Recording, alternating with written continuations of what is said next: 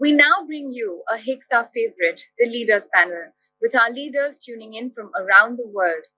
Welcoming the moderator, Ms. Nirupa Shankar, Executive Director, Brigade Group, along with the panelists, Mr. Dimitris, President and Managing Director, EMEA, Wyndham Hotels and Resorts, Mr. Haitham, Managing Director, IMEA, IHG, Mr. Mark Descrozaille, COO, IMEA, Accor, and Mr. Rajeev Menon, President, APAC, including Greater China, Marriott International. Take it away, Nirupa. Thank you, Shaili, and good morning to all of you. It definitely feels amazing to be here at HICSA, although virtually, but nice to know that there are many of you at the Taj Palace in New Delhi watching us live. I'm very happy to be joined by my esteemed panelists, most of whom we work with at Brigade. It's been quite a collaborative effort to get all of us here on at one time on one stage, and I must thank Manav and his team for doing so. We're all logging in from India, Dubai, Doha, and I hope everybody's had their morning or afternoon or evening cup of coffee from wherever you are. So I must say that, I think a lot of us here are much more at ease sitting here today this year than we would have been same time last year. Despite the Indian hotel industry saw 90,000 crore loss or a $12 billion loss last year. And we've heard enough numbers to know that occupancies went to 50% of what they were in 2019. ARR saw massive dip between 40 to 50%. But somehow there is a feeling that the worst is behind us and there are positive green shoots coming up everywhere. However, the industry did see a lot of casualties last year, be it single hotel owners, be it single restaurant owners.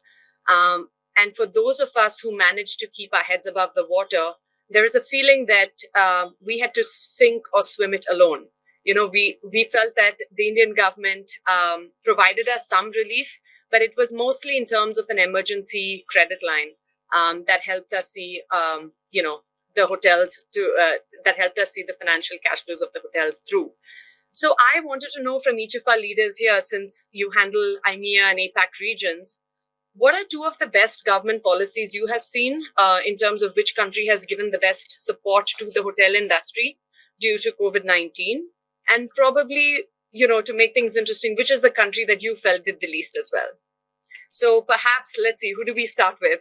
Let's start with Dimitris, since I see a big smile on your face. Good morning, everybody. Look, it was interesting. The first time that I actually Dimitris, we can't hear you very well. Can you hear me now? Can you hear me? Very slightly. Sound deep, Dimitris, as if you're far from the mic. Although I can see you got your headsets on, but yes, maybe yeah, the mic. Yeah. Can you hear me now? Can you hear me? Yeah, it's just far. We hear you. It just sounds far. Okay. Let me try again. Thank you, Haitham. Okay, Haitham, let's start with you. Yeah. Do you want to take a minute to fix that? Yes. Yeah. I will. Okay, Haitham, maybe we could start with you then. Oh, thank you. I shouldn't have spoken. I should have kept quiet. No, thank you. Look, pleasure to be with you folks. Really nice, great start of the day. I've got my coffee here with me in Dubai. Perfect. And thanks for the question, Nirupa. I think the two governments that stand out for me, and I hope my colleagues here are in agreement, is probably the UAE government and also the Kingdom of Saudi Arabia, who have launched stimulus plans across the sector to support the recovery of the sector, but also to help the private sector, the small, not even small, small and medium enterprises stay on their feet during the very difficult times of COVID, where we know that COVID has hit the sector the hardest. It brought the sector down to its knees, and that's probably the sort of mom and pops owned hotels, but also the small destination management companies, the DMCs, the tour operators, who were also really hit hard, especially with refunds and rebates and discounts that they had to do. Some of the great initiatives I recall that were done in the UAE and in Saudi, where to some extent, in the private sector may not have hit the hotels directly, but at least in the tourism, if you like, space, subsidies were made for salaries and wages, but also reduced fees on power or energy, water and electricity for some of the hotels for 3 months at a time. So it was extended for another 3 months, a total of 6 months. And also waivers on some of the licensing renewals or deferred payments and full payments on some of the licensing payments, and also waivers on some of the fines that the hotels face. So those are the two that really stand out for me. And the second part of the question? And the second part of the question I missed. Which was, which country did you feel did the least? Look, I really don't think a country did the least intentionally, or I think every country had its own struggles and its different focuses. I think most countries who were probably less advantaged with government budgets focused on vaccination and the rollout of the vaccination, and that's it really depends on the priority. On getting the hospitality sector vaccinated first, and those are really important. But I can't really point out a country that didn't do enough effort during the difficult time. Sure. Mark, let's go to you next. Thank you, Nirupa. Great to be with you this morning. For me, what I felt was interesting was the approach that some countries took, very much in supporting indirectly the sector. So you have these direct measures that Haitham, for instance, has mentioned, and I think they were definitely a relief. In some places, UAE is probably a good example, a real focus on remote work visa, for instance, so that all of a sudden they can also work from the beach, work from a very different destination. They can still continue to handle their business while they're very far, and enjoy at the same time this mix of the two worlds, which is now very much a new reality. You can work from your hotel room, you can work from a different place, and it works. COVID has definitely demonstrated that we can today have this conversation whilst we are not all together in the same city. It is still a So that was one of them. I think also with regards to keeping borders open as much as possible, with a lot of measures taken when it comes to checking on the PCR test and eventually vaccination, was an interesting one. Probably the countries that did the least in our sector were those where you eventually got the borders closed very quickly or indefinitely. Which has been the big issue in many places, and some of them kept the other approach, which was very much about let's control as much as we can, but at the same time let's keep it open because we still need to continue to live and to be working together with the world. Right, thank you, Mark. Raj, your thoughts? Thanks, Nirupa. Good morning, everybody. Great to be with you. I think in my world, which is really all of Asia Pacific, excluding China, we saw developed economies really support people, first and foremost, through either subsidizing wages and also prioritizing our associates or industry talent for vaccination purposes. And then second to me was support for businesses, which again was incredible in all kinds of stops. I think finally, we saw markets like Japan, particularly, even developing economies like Thailand, put out stimulus campaigns to really drive domestic tourism. Because unlike my colleagues here, when you look at Asia Pacific, most of the countries have remained shut, borders have remained closed. So having domestic stimulus campaigns, particularly like Japan, with $13-odd billion campaign last year, it really helped stimulate the economy and help the business at large. And then obviously, given the humanitarian cost of this crisis, I think most governments, including developing countries, I take the example of Thailand, stepped up in providing financial support to people that work in our industry. Right. Thank you. Dimitris, do you want to give it a shot? Yeah. Can you guys hear me now? Loud and clear. Loud and clear. Right. Haitham, thank you very much. I owe you one. So the good news about being last on questions is that you can agree with everything that everybody said and move on. But I couldn't agree more with everything that my colleague said. There's one thing that we have noticed, and I would like to applaud. First of all, the intervention of governments. It's the first time that we see such an intervention of governments, and I fully agree with Raj. It wasn't just business; it was people. right? It was about the people, it was about the business, but most of it was the people. We saw a lot of politics being played, and I agree with Mark, people closing borders and countries closing borders, others, becoming introvert.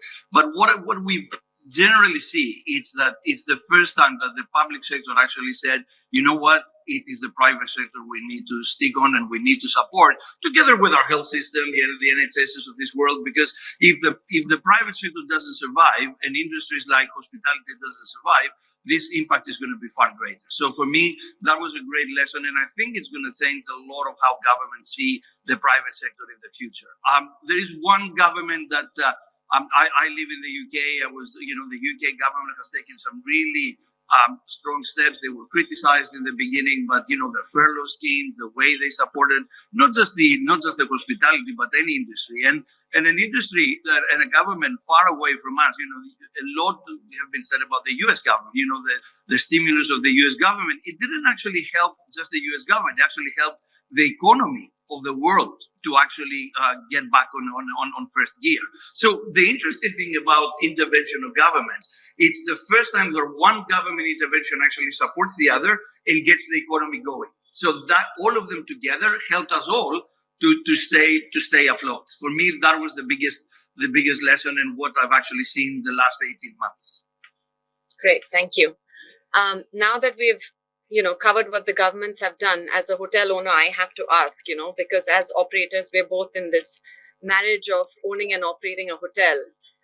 So as, large international top operators such as yourselves, what was the support you were able to lend to your hotel owners or partners? Because obviously a lot of the hotel owners are probably single owners, or they just have 2 to 3 hotels that they have, larger businesses that are conglomerates and multiple asset classes were able to sort of sustain themselves.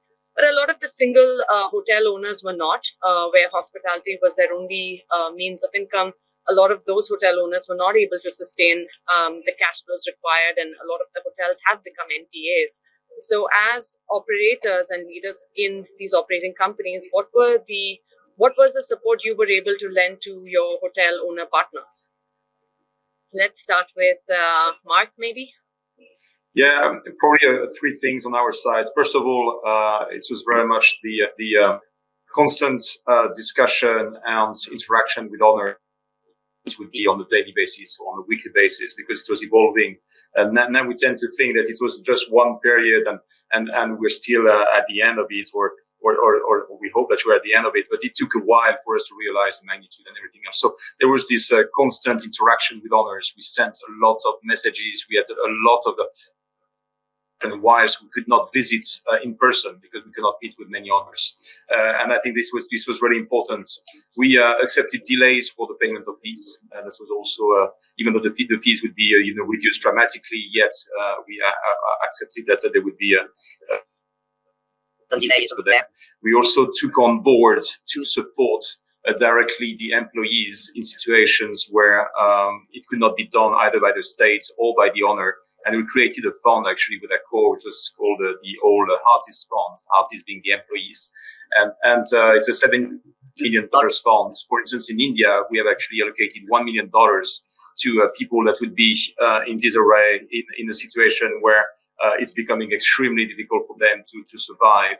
And we compensated. We were there. And this we did on the behalf of the owners or the states when it could not be done. And finally, we revisited completely the business model. So we really completely looked into the fixed cost structure and what could be done in terms of negotiating with all the various contractors that we have and making sure that they will continue to be sustainable and provide services, but at the same time at a reduced cost, so that the business model now can rebound much faster, which we see already. Whilst we see some increases in the revenues, the flow conversion to the bottom line is actually huge compared to where we stood before. Sure. Thank you, Mark. Raj, do you want to go next? Sure. I would say, similar to Mark, I really break it down into 3 things. One was at a time of crisis like this to really dial up communication and engagement with our owners. We are lucky enough to have quite large distribution, and as a result, above property offices all across Asia, more so 3 specifically in India between Delhi, Mumbai, and Bangalore. So with with having teams on the ground, we could engage in many cases face to face with our hotel teams, as well as a general manager, having general managers, work with the owners. Second piece is really looking at cost, to what Mark said, from just doing cash flow analysis, sitting with our owners, working our way through right-sizing the business, looking at every single cost line and readjusting the operating model. But then more importantly, also looking at, thirdly, the revenue opportunities, right? In terms of, in the current environment, people would say, okay, there was nothing happening. I saw incredible amount of innovation across our portfolio of hotels, where associates were coming up with incredible ideas. And this whole piece about Marriott Bonvoy on wheels, if you had asked me, pre-pandemic, we weren't doing much takeaway. Today, just in India alone, we're driving well north of $1 million in revenue for our hotels through this takeaway delivery service. That's just one of many examples that our teams do, work hard on to drive this much needed cash into the hotels and power their way through as we navigated through the pandemic. Thanks, Raj. Let's go with Haitham next. I mean, anybody can chip in, but... Yeah, so look, Rajeev, very complimentary of the Bonvoy on Wheels initiative as a colleague, as a competitor. Really love the initiative, and I could see that the marketing that went behind it was extremely well. And one of the things I wanted to really discuss, and that is probably every hotel company had initiated a stringent wellness program, whether it be associated with the World Travel Council as we did at ISG, or the WTO health organization. But every company launched a clean promise, such as the IMEA promise that we have launched. And this was a critical initiative because, as you recall, very hesitant for consumers to come back to the hotels at the door. They felt safe in an environment that was sanitized and it was COVID-free, which was also then combined with the communication about staff being vaccinated or had negative PCR tests. But I think, as most companies, we launched some great tools to help owners, especially in the small to medium enterprises, the small hotel owners, tools that help them optimize their staffing to the work levels of the levels of their hotel, whether it's food and beverage or room, and also in efficiently managing their cost and cash flows. It was a time where cash flow was really important for every owner, and there were some really difficult decisions that had to be made across the entire industry.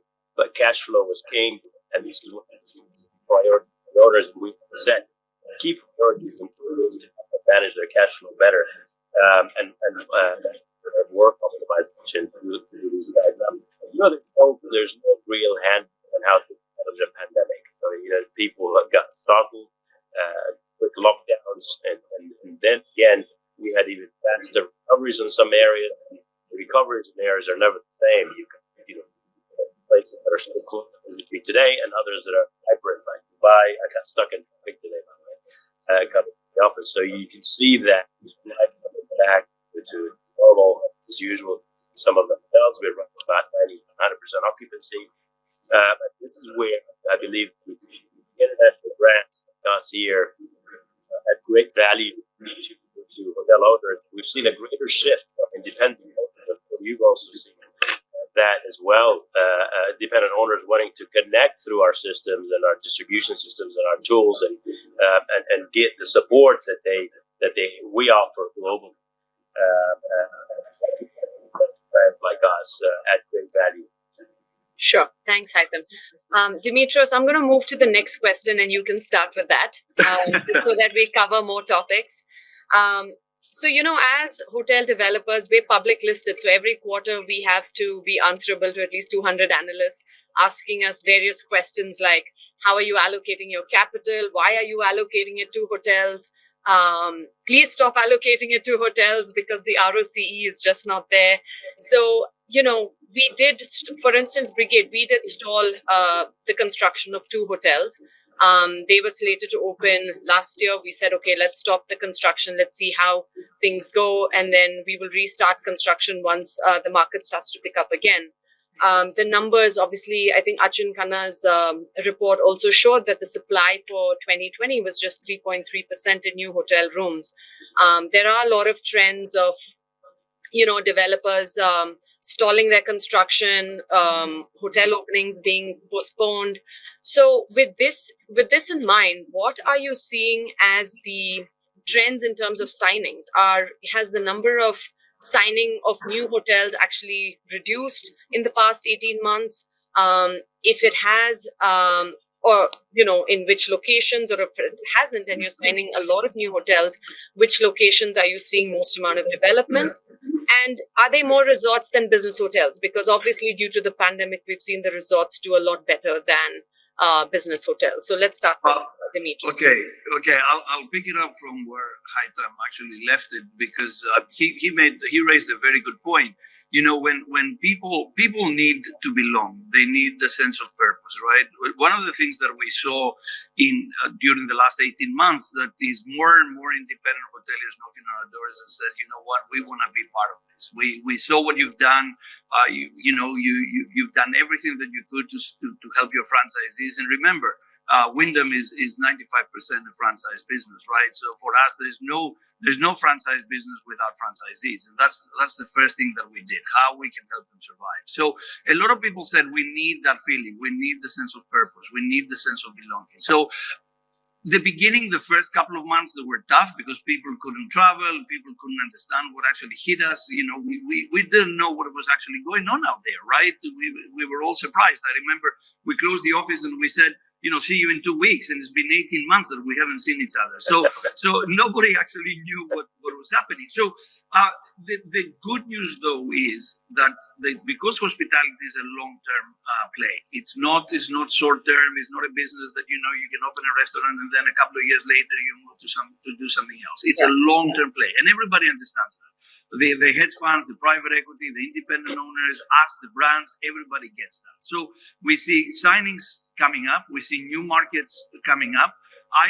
This is probably not the best example because I'm in Doha and I was touring Doha yesterday. I mean, every single brand, every single hotel company is right here in a square kilometer. And I see some amazing projects coming up. So for me, this gives me a lot of confidence. It gives me a lot of kind of like feeling that hospitality is here stronger than ever. Okay, we need to change. There's things that things that we've done in the past won't fly in the future, and we have to be more agile and flexible. But I see more buildings, more signings. I see new markets coming up. I see developers that they were not in hospitality, they're interested in hospitality again. And sorry, are you saying you're seeing more signings in 2020 than 2019, or are you saying... Actually, I have to tell you, we closed 2020 very close to what we've done in 2019, especially the last 2 quarters. Absolutely. And we have a great pipeline for 2022. And the other thing that I see is hedge funds, private equity. I see a lot of money coming into hospitality, which for me, it's a great sign that this industry is here to stay. That's my message to all of us and to my team as well. I said, guys, this is a long-term play, but hospitality is stronger than ever, and it's here to stay. Sure. Just a comment on the private equity money. Is that equity players looking for distressed assets, or is that equity players looking to actually grow their portfolio because they think that the hospitality industry has a very positive trend ahead of it? Look, at the beginning, they were looking for distressed assets. They realized that there are not many out there. And now they're placing their money in markets that they can see potential growth. And they see hospitality as a great place to park their money and enjoy a good growth for the future. So although it started as distress, they did realize that the distress is not there. And they're just now placing their money in hospitality because they believe in the sector. It's as simple as that. Sure. Mark, do you want to take the question next on signings in terms of where you're seeing more signings, business versus leisure, which country? Yeah, I mean, what we've seen, of course, thanks to the central banks flowing the markets with a lot of cash, which has been probably, the one big surprise from this crisis. And it has taken us to where we are today, which is probably positive. We'll see when this is the end. But interestingly, there's been cash available in so many places and so many markets. And we have seen with our owners that none of them actually has really become so distressed as to not consider keeping their assets, investing in the hospitality sector. This year is a record year for us in the Middle East. For instance, in India, there has been a shift towards more on the luxury side as well as the leisure side. So we have a lot of discussions in those places where in between Rajasthan, the key cities of Rajasthan and Kerala and a few others, which is quite new, I would say, compared to the way we have developed, which was more mid market with the Novotel and the Ibis brands. So this is something which is new and an upcoming big trend for us in India. And all in all, to our surprise, it is actually a record year for us in terms of signings so far. Haitham, do you want to take that next? Yeah, look, with the same sentiments, I say, in a positive trend. In 2020, IHG actually signed over 300 hotels and opened 100 hotels, about a hotel a day. And the first year we announced we signed over 200 hotels already this year. So the investor confidence is still there. We have just, I think, investor confidence last week with 100 delegates, showing again investor confidence and testaments that the resilience, as Dimitris was saying earlier, the resilience of this industry still stands, and the recovery of it is imminent. And we see, of course, great. Sorry, I think your audio is a little sketchy. So maybe, yeah, it's coming in and out, but maybe. Can you hear me now? Yeah. Okay. So I was saying the openings we've had. Mark was mentioning Rajasthan. We'd recently opened our Six Senses, which is our top luxury brand in Rajasthan, and we're also receiving inquiries across Goa and Kerala as well for some luxury resorts, which is really giving us the confidence that the investors are looking at. Well, that this is a long-term goal and a long-term investment when it comes to the hospitality industry.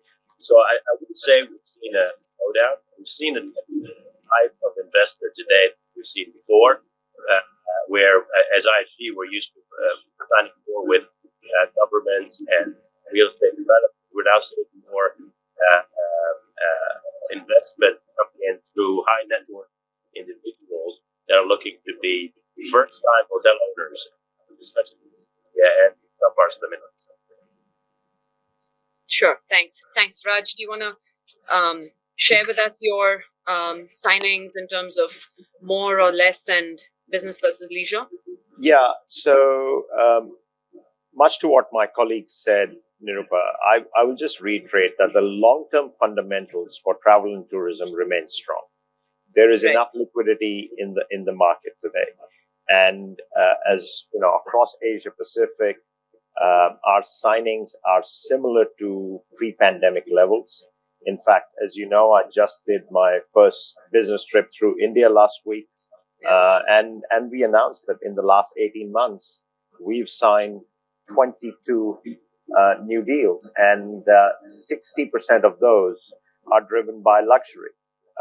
With 7 JW Marriotts, a W, a Ritz-Carlton, and then we have a number of select service hotels, and then a few premium. So the way we are trending, be it in South Asia or some of the other markets, we could very well end up with a record year this year. Now, again, who is investing? It's very clear. The leisure resort story remains exceptionally strong. Was strong even prior to COVID, because the reality is leisure is growing 4x that of business transient, and I think people are realizing that today. So we when you look at our signings, it's heavily skewed towards resort destinations, and some upcoming destinations across South Asia, for example. Sure. Thanks, Raj. So since all of you are seeing, increased number of signings, let me ask you, are there two parts to this question? The first part is, are you seeing any changes in the contracts? Like what are maybe one or two clauses that you're seeing have changed in management contracts because of COVID-19? And in terms of design, are you seeing any changes in your hotel designs, again, as an impact of COVID-19? So if you could just give me one answer to each so that, we can cover a couple of more questions, that would be great. So let's start with maybe Haitham. Yeah, look, I can go first. I think we've not seen any changes to the contracts. What we're seeing is more focus on owner returns. As the pandemic has really hit their bottom lines hard. And I think what they want to see is how any international company is going to add value to their owner returns. So how is it that you are doing that? And how are you showing? Great. So as an organization, we've actually launched now a full strategy with focusing on owner returns, but not traditionally we'd focus on the top line because this is where we make our fees, and then on incentives because, whether you're an OP or a GOP incentivized, you'd work on these as well. But it is critical to also ensure that the owners are managing everything below GOP or OP with our consultation, right? So for us, so that we launch tools of the work optimization that actually helps each hotel manager manage their staffing activities and the occupancy levels and their payroll costs, which is probably the highest that hit a hotel operator owner. Also, we've had hotel renegotiate to revisit their insurance packages because that's a burden. The more we do these activities to help owners understand that we are also partners that are considering how important that their returns, the more we buy in and the more we get a stronger partnership relationship. Sure. Mark, do you want to go next? Yeah, I'll be very quick. With regards to the negotiation on contracts, there is more emphasis now on the force majeure clause, typically. And some of the definition of the insurance requires and the covering, etc., is now, of course, taking consideration the COVID crisis and pandemic and the definition of the pandemic. Having said that, it's not that we had so many force majeure discussions with owners, to be honest, but it's something that the legal specialists want to really include as a discussion points. And there has been a few design discussions. The exterior, what about the balconies? What about the outdoor space? Seems to be now part completely of the design and not as an afterthought. And I'm here also referring to a non-resort and also hotels. We have realized that we need to have the option to be outside. We need to have the option to be the open air, and it is now very much part of the focus from a design point of view. These are my two lines on this. Sure. And maybe I can ask Dimitris, are you now including pandemic in your force majeure so that when it comes to performance clause, there's no focus? Unfortunately, I'm not a lawyer, so I know Mark. I fully agree with Mark. Our lawyers have been really busy defining the force majeure and what it means in various jurisdictions and countries. But I fully agree. Force majeure. The other thing that gives me a lot of hope, and remember, we're a franchise business. There are two things, actually three things: value. That's what it's all about. How you actually add value in the value proposition. Something that gives me a lot of hope is sustainability. You've got more contracts now are becoming, the sustainability clauses and what we do for sustainability are becoming now an everyday part of our lives, and that gives me enormous hope for what we're going to see for hospitality in the future. Sustainability is a key discussion point in our contracts. And third, and equally important, is again to Mark's point about design, innovation of design, food and beverage, concepts, how your brand standards can actually meet in today's environment. Things have changed. One of the biggest mistakes we're going to do, either contracts, franchise, managed contracts, whatever, is not to learn from the lessons that we've learned the last 18 months. If we don't realize what happened to us and we adapt, I think that we're making a big mistake. So that's what we do in everyday discussions. Sure. Raj, I'll change up the question for you specifically because in one of the earlier questions, you said, you are focusing a lot on cost as well. in terms of helping owners get a better return. Raj, are you there? It seems a bit frozen.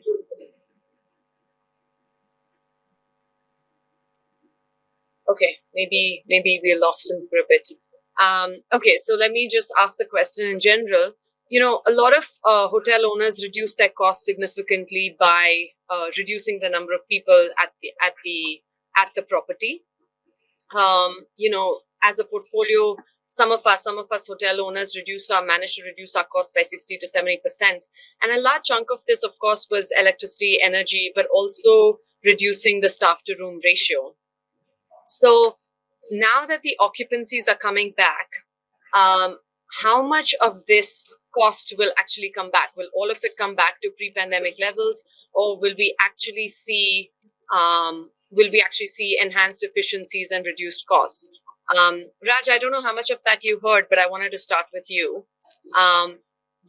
Nirupa, I hope you can hear me clearly. Yes, we can hear you now. Okay, great. Your video froze at just the right moment. Apologies. Technology gods are obviously not having a good day. Yeah. So, did you hear my question, or can I re-ask? I did. I would simply say, first and foremost, broadly, you'll see productivity improvements of somewhere north of 20% as we continue to move forward, right? There is also focus on effective design. And I think what's also going to be important for all of the industry to take a good hard look at is the use of technology. How can we, see improvement in productivity through effective use of technology? The whole contactless experiences, shift towards people using apps and actually, having the ability to not interact with anybody from the time they book to the time they stay and check out. Having that option is going to allow us to shift gears, right? So I genuinely see opportunity across the board, and some of the stuff my colleague said earlier. I think at the end of the day, every single hotelier has to use this crisis as a learning experience and adjust our thinking, adjust our business models, and just take the help of technology that's available today to bring about lift in performance through improved productivity levels across the board. Sure. Thanks, Raj. So we have just 7 minutes to go on this panel. So I want to move it up to one-word answers, or at the max one-sentence answers. And let's just have a order. So we'll start with Haitham, then Mark, then Dimitris, then Raj, and let's just quickly go through as much as we can. There are a couple of audience questions, so I'd like to address them as well. So the first question is, and if you could just answer it in one or two sentences or one word, that would be great. Everybody, we've spoken about the new normal. Nobody knows what change is going to be permanent, what change will last only a year or two.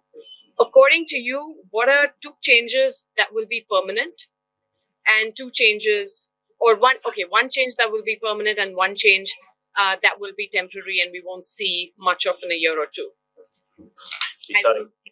Yeah, I think, in my opinion, I think the temporary changes that will probably be removed at some point are all the sort of barriers that we have at reception, and the guards that you have in most locations, which is preventing that personalized guest contact.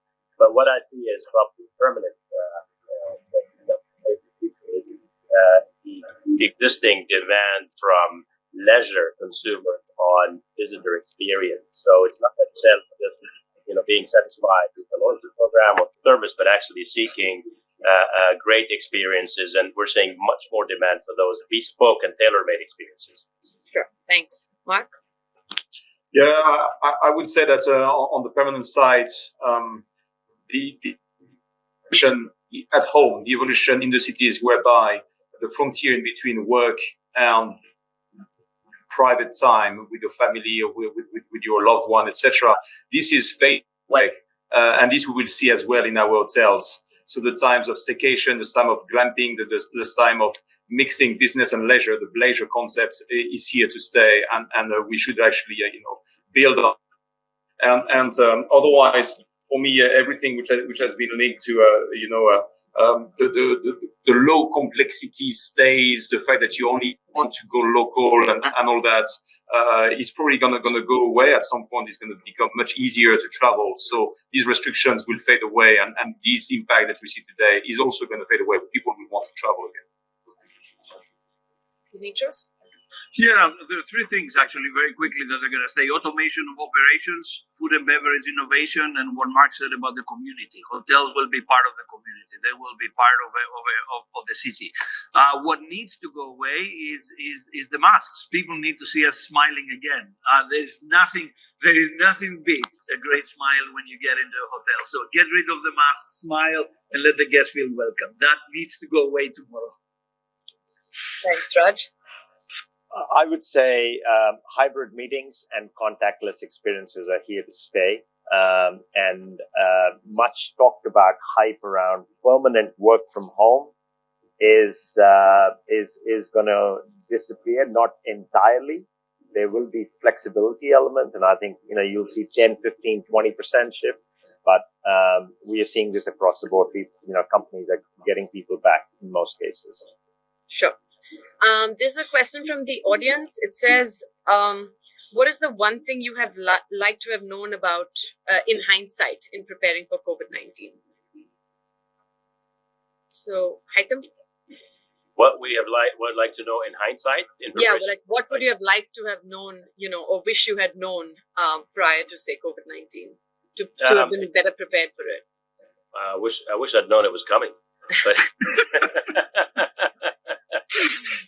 I I probably want to answer the question in a way where how hotel, and you're a hotel owner, you understand how hotel operators emphasize on the FF&E reserve, and this is very important because we make that reserve for the day when we need to make renovation refurbs. But what we don't do is do something called a resilience reserve. We're very great at talking about managing prices, but we don't talk about managing resilience or being anticipating. So we had COVID-19, but the world, is the industry ready for COVID-30? Haitham, one-word answers, one-sentence answers. Done. Mark, what? Just be ready for the unbelievable, expected. We were not ready for that. That's for sure. We learned. Sure. Dimitris? On a personal level, I would have bought a sanitizing company, and I would have made a lot of money, I guess. And on a business level, is control the controllables. Don't worry about the things that you cannot control. Just make sure that you do the best that you can as a human being, as a leader, for the things that you can control. That's all, really. Raj? I would have loved to have known how long and deep this crisis has been, and it's far from over. When you look back at recent history, SARS and Ebola and others, they came and went pretty quickly, whereas we are in a long run, fairly deep pandemic, at least in Asia Pacific. Okay. Last two one-word answers. Between sustainability and cost, which would you choose? One word. Haitham. Sustainability. I'll start first. Sustainability. Sustainability leads to cost reduction. That's because the owners are taking care of the cost. That says the owner. Yeah. Mark, what about you? No, but I think it's also a time for all of us, the international players, to join forces on this one, because it's very easy to go for the shortcuts, and there is always going to be one of us who is going to say, all right, if we can sign this hotel, don't worry too much about sustainability. It's fine. It's going to be cheaper with us. We don't care too much. We're just going to pretend. I think it's time for us as well to align here, and we should not get to be the one who is not going to push sustainability when we are signing with the owners, because it's the one, the clients, the millennials, this is what they will want to see. They will want to see that. And if we're building hotels, we're not building them for the next 5 years, but let's say for the next 50, we need to take in consideration this massive wave. And not only is it the right thing to do, but financially, it will be also the right thing to do. Thank you. And I think let's end with the last question. This is again from the audience. It says, how has your definition of success changed now? So, Raj, let's start with you. how well the team has navigated through the pandemic, and you as an individual, how have you survived and navigated through this pandemic? That's to me important from a success point of view. Dimitris? I lost members of my family during this pandemic, and for me, it was all about how we all stood together, how we stood by each other as a family, on a business level, as a team, with our owners, our franchisees. This crisis will leave us marks, a lot of scars, and we just have to make sure that we stand by each other and we make it through together. That's what I feel. Mark? Yeah, for me, there is very much this sentiment of if eventually this pandemic did not destroy us, what have been the lessons? What have been the lessons for us collectively and also on a personal level, so that we eventually get out stronger and as a world, as a community, at the same time as a business, as an industry, how do we get out stronger from this pandemic? Because we are all into it. We realize that, sometimes we're talking about competitors, we're looking at the others, but we're all into it together. That was more important, and we are very much united. So yeah, that would be the success point for me. Thank you. Haitham? It took the world 2 years to recover from Spanish flu, and back then people were wearing masks throughout the whole year. So COVID is not something totally new to the world, and it is probably now with the global reach and how fast the markets are reconnecting, we probably see a fast recovery, but also it has spread a lot faster than it did back then. But I think really what everyone is saying is, what are the clear lessons that we learned from this, and how do we make sure that we're prepared for any future crisis like this coming again and impact the global. Great. Thank you so much, gentlemen. Our time is up. Thank you so much for sharing your thoughts openly and candidly. And I look forward to seeing all of you and everybody there at the Taj Palace and live physically, hopefully next year. Thank you and all the best in the year ahead. See you.